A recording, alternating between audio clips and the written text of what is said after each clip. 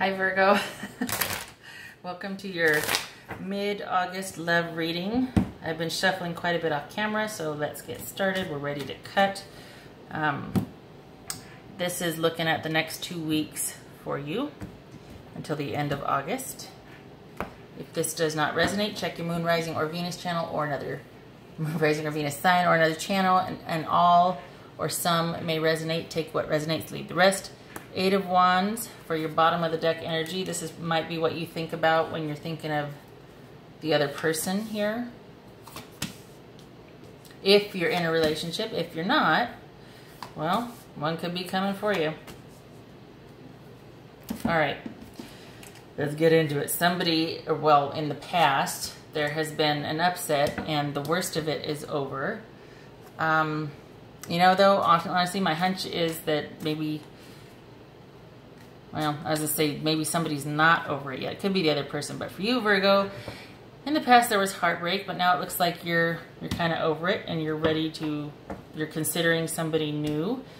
It feels like this is on the down low, though. This new person, it's kind of like just in the beginning stages, so you're kind of being coy with each other, or just kind of, you know, just kind of playing it close to the vest, and don't overthink it. And this is actually, okay, now, okay, I'm just going to say, this feels like, you know what, this is like this is just a little shakeup that you need. You know what I mean? Nothing too flashy and it's not a bad thing. It might feel like, ooh, this is dangerous. Now that's just my hunch, but it feels like, you know what, this isn't a bad thing. It's like a little, kind of a little shakeup, you know, a little bit of spice and passion for you. So let's get into it. All right, let's look at this. What's this 3 of Swords reversed about? Virgo.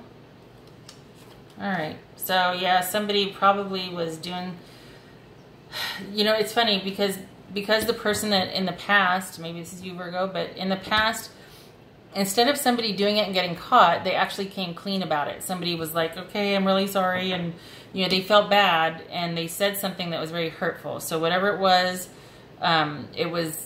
it caused a lot of pain and heartache. I'm not saying it was a deal breaker, that it was over, but it was definitely an ouch. And it seemed like it was a very, you know, they came clean about it. Not necessarily that you wanted to hear it. You're like, okay, I didn't want to know that. But there was communication, and they did, the Virgos that I'm reading for, they did come clean about it. It could be that there was heartbreak, you found out about it, but this is guilt. This is breaking free of that binds you. So I feel like they came to you and told you what they did wrong, okay? Let's see what this is. Oh, well, maybe we have a second chance here. Maybe we're thinking about kind of easing back into that with them again. Maybe we never left and we're just like, all right, I'll give you, you know, okay, all right. Because it could have been a lot worse, right? Especially if you found out about it and they didn't admit whatever it is. I'm not going to say cheating, but something was done that they felt really bad about, and you're still considering, like, you kind of pulled back. It's like, all right, you got some, you know, you got to prove this to me. But the worst is over, and there is, if you're not getting back together, it's on the table. It's being talked about. It's on the table, and I think you're actually considering it because things are happening fast again. There's communication, and that's that renewal or rebirth that somebody was hoping for.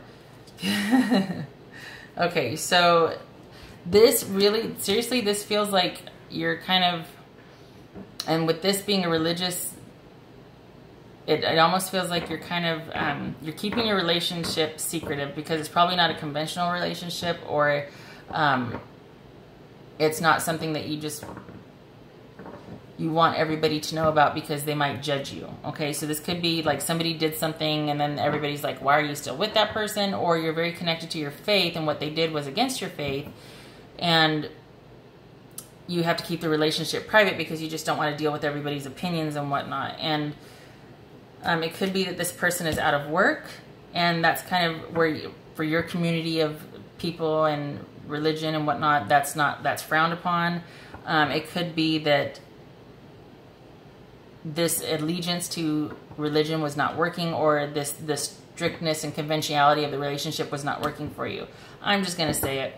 This feels like it is a unconventional relationship in that it is a same-sex relationship, because we've got secrecy here We've got keeping it like, however, whatever was going on before, it was not working, and you guys have had to go underground. Okay, so it could be that some, you know, maybe you're exploring, maybe you're experimenting, maybe you're coming out and just you've only come out to a select few. You haven't come all the way out yet with everybody. You're keeping the, you know, most of your relationship on the down low. All right. So I was going to clarify justice, and these two just fell out. So, okay, so justice reverse. Don't overthink it. It feels like this feels right to you. It's funny because I don't know if this is with the same person or what, but it feels like, I don't know, it feels like they want a second chance, but it doesn't feel like it's the same. Well, hang on a second.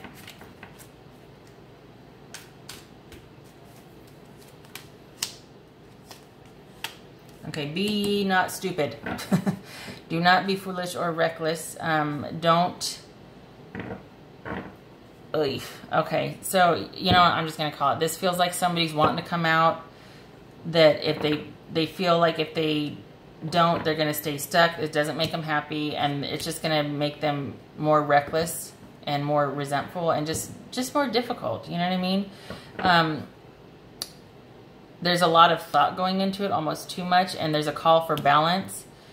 Get those emotions in check. You're past the worst of it. You just need to look at things logically and realize that you dodged a bullet. Whatever was going on, it was toxic. It's not now. And it could just be the thing to get you... I know before I said, like, to shake things up, like a little bit of fun, a little bit of... Yeah, just... Coming out is very freeing. Especially when you got the majority... The way it is now, and I'm not turning this political, but there's a tendency when we break free of something, and this is with anybody, that you go a little ham. And just remember to be measured about your decisions and how you handle things so that you are safe, and that it's not just like you're not hurting a bunch of people, like breaking hearts all over the place and just, you know, tearing a hole through the next city, or I feel like there's this need to caution you, like just to be careful. And I don't know why. It looks like, though, that you weren't happy before. So, obviously, right? God, I'm sorry. I'm getting that whole be careful, but I don't like that. I don't like anything fear-based like that. What's that all about? Okay. So, all right. So this to me is saying, when you do what you're going to do, when you do you, make sure that you are able to be able to take care of yourself, so that whatever you do, you can do for you. You're not unhappy and being reckless on the sly, and, you know, barely you're dodging all these bullets, what people would consider like, this is an unhealthy and this is an unconventional, unhealthy relationship. No, if they have that opinion, they can have that opinion, because you're able to take care of yourself. So you don't need to worry about making them happy, or if you're doing what they would consider reckless. Do you know what I mean? That's what I'm trying to say. That's what it was, is that you just make sure that you can take care of yourself, because that's all you have to worry about. You don't have to worry about anybody else's feelings. I mean, well, you do, but not, you don't want to hurt anybody. But if you living your life the way you want to live it hurts somebody, then that's their problem, right? Heart-to-heart conversations. Okay, so this feels like this is between family also. Not gonna lie. It feels like there's a family component and a religious community. Maybe that there's some, or just the fact that there's a heavily sort of conventional component to it. Like your community of people is steeped in tradition, and things are the way they are, and they're done the way they're done, that sort of thing. So, oh, hello, you're ready. Okay, this is it. You're ready. Heart-to-heart conversations. Honestly discuss your feelings with each other. Oh my goodness. What did I do that for? I grabbed the wrong stack. But there you go. Release your ex. The time has come to clear your energy. Well, okay. Because maybe this was an ex situation. Like maybe they found out that you were cheating with somebody, having an affair. And it was like, okay, that was hurtful. But then they don't expect you to live a lie, And so the time has come to clear your energy. Stop feeling guilty. Stop feeling guilty about what you did. They understand. They get it. God bless America. Why do I always...